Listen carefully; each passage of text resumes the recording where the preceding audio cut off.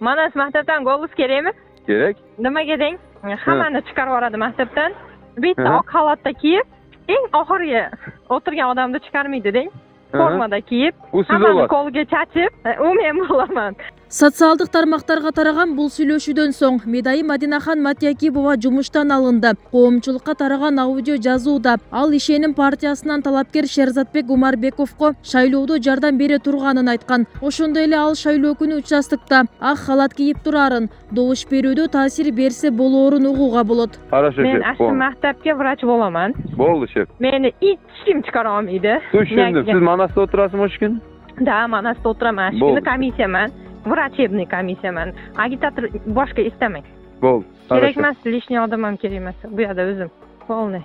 Жумуштан алынган Медайым 14 жылдан бери Сузак аймактык ооруканасында катардагы үй бүлөлүк дарыгер болуп иштеп келген. Оорукана жетекчилигинин айтымында буга чейин медицина кызматкерлердин баарына президенттин буйругу тааныштырылган. Алар шайлоого, үгүт иштерине аралашпоого чакырышкан. Көп нерсени обещать этип дегенде анын өзү функциясына кирбейт.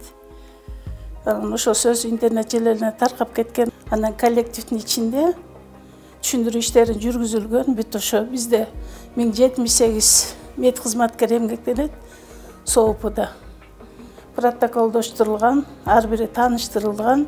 Ошо карабастан өз билемчилик кылып таркатып ийгенде сөздү. Анан кийин 17-синде кайрадан чогулуш өткөрүлүп, күнөөсү аныкталынып,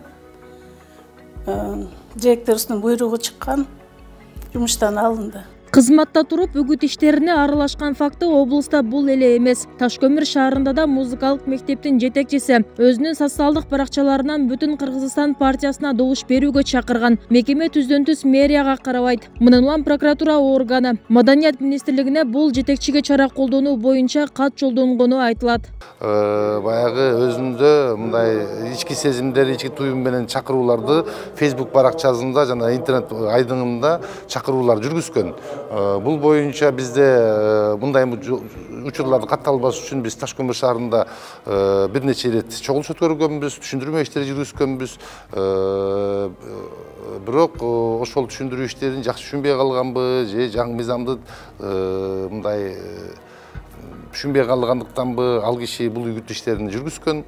Бүгүнкү күндө иш козголуп, азыр териштирүү иштери жүрүп жатат. Кадастр мамлекеттик мекемесинин Базар Коргон бөлүмүнүн башчысы да Ата журт Кыргызстан партиясынын пайдасына иштегени аныкталды. Милициянын Базар Коргон райондук бөлүмү бул фактыны 10 ноябрда каттап үгүттөө фактысы тастыкталган. Райондун акими да мекеменин башчысына катуу сөгүш жарыялады. УКМКнын басма сөз кызматы бөлүм башчынын иши тергелип жатканын, анын жыйынтыгына жараша чара колдонуларын билдирди. Эми шайлоо боюнча штаб бар. Штабтын бир канча жолу чогулушун өткөрүп, акимдери менен, айыл өкмөттөр менен эч кандай мурдагындай административдик эме болбосун деген задачаларды койгонбуз. Бир жагынан ачыгын айтканда мына бизге деле жеңил болуп калды. Эч жогору жактан деле, башкадан деле бир кандидаттан деле мурдагындай мындай жардам бер, эме кыл деген эч кандай эме жок. Биз өзүбүздүн гана жумушту аткарып турабыз азыр. Кыргызстандын жогорку бийлиги парламенттик шайлоого аралашкан мамлекеттик кызматкерлер жумуштан эле алынбастан жоопкерчиликке да тартылаарын айтып келүүдө. Ушундай жүйө менен өлкөдө бир катар чиновниктер кызматтан алынууда. Үгүт өнөктүгү башталгандан бери облуста 33 мыйзам бузуу фактысы катталды. Анын 16сы Сузак районуна тиешелүү. Бубисара Орозалиева, Шерзат Эгембердиев, 7 канал, Жалал Абад.